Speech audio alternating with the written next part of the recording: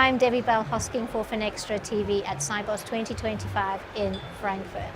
And I'm joined by Sophie Laguenel and Audrey Lamontagne, and they're both from LexisNexis Risk Solution, the Financial Crime Compliance Department, which leads quite nicely to our topic, which is the complexity of compliance in this world where everything has to be instant.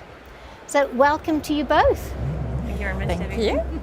There's so much to talk about, and before we go to the questions, I must just refer to something Sophie said at the top of our interview, where you said compliance is this big and instant is this big.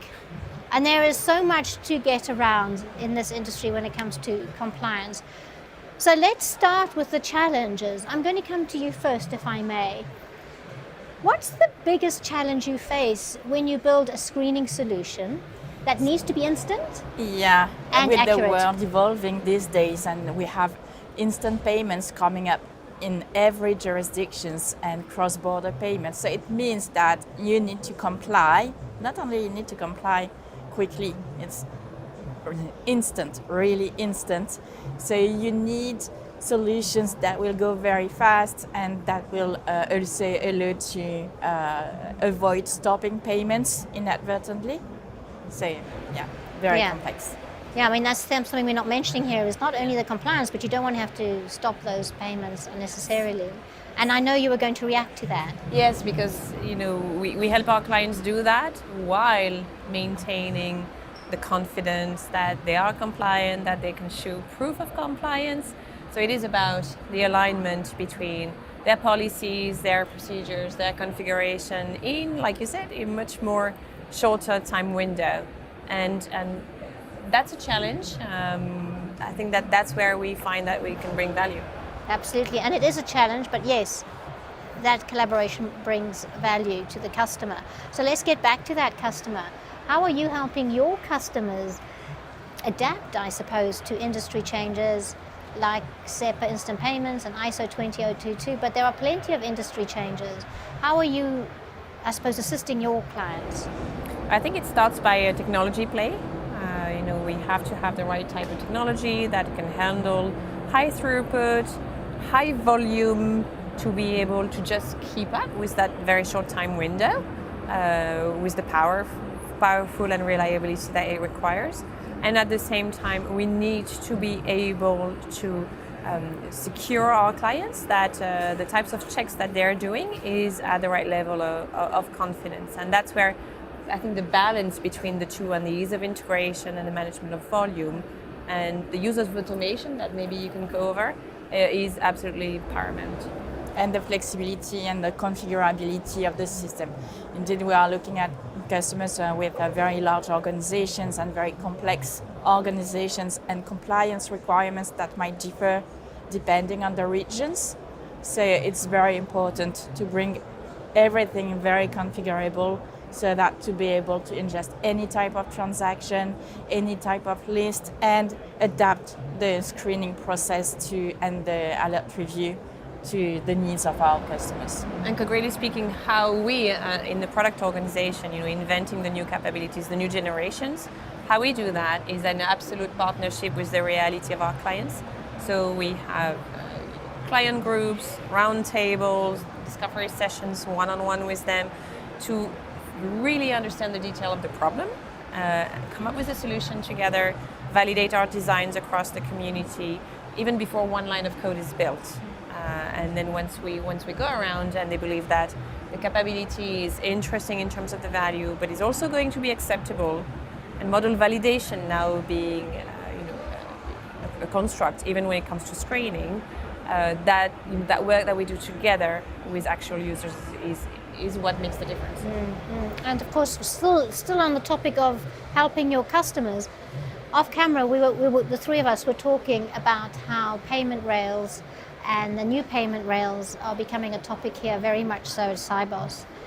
How do you see you assisting and approaching that topic with your clients?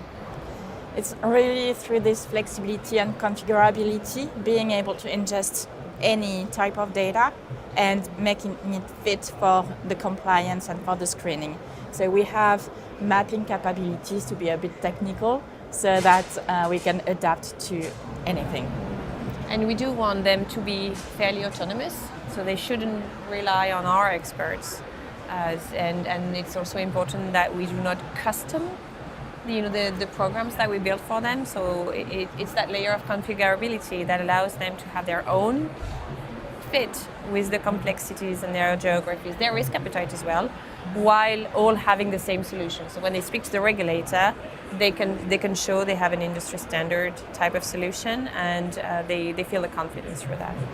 And just listening to you both talk, I can just see how much innovation is core to what you are doing.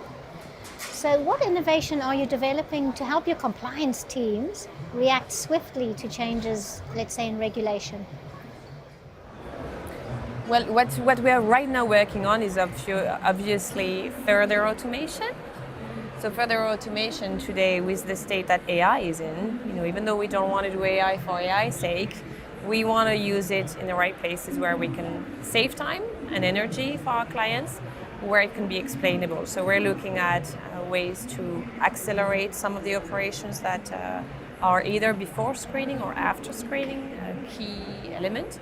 We're also looking at AI to improve the data quality coming in.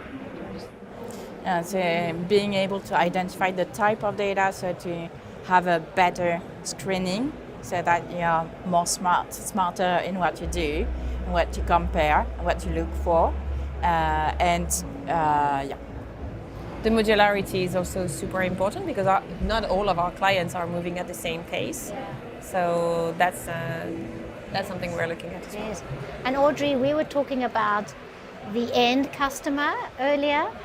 And so even that is a complexity in itself, getting that balance right between your end customer and being compliant with regulation. So how do you do that when you're building solutions? Yeah, that's a real true challenge, because indeed there are so many requirements coming from the compliance, from the regulators to impose checks. But at the same time, you have to be mindful of the end user who's trying to make a payment and is waiting for the payment to be processed. So avoiding stopping payments without any good reason to do so. So reducing the friction as much as possible in the payment processing. One of the ways that we're right now looking at with our bank clients, large ones and less large ones, is to be able to communicate between them through our common solution. So building an FCC consortium that will allow that journey of our clients to be more frictionless, and also provides new insights so that there's some duplication of screening where it's not needed, while making sure that the true bad actors are stopped. Yeah, and that's what it's all about. So Audrey and Sophie, thank you so much for joining us here. Thank you. Thank you. Thank you very much. Thank you so much.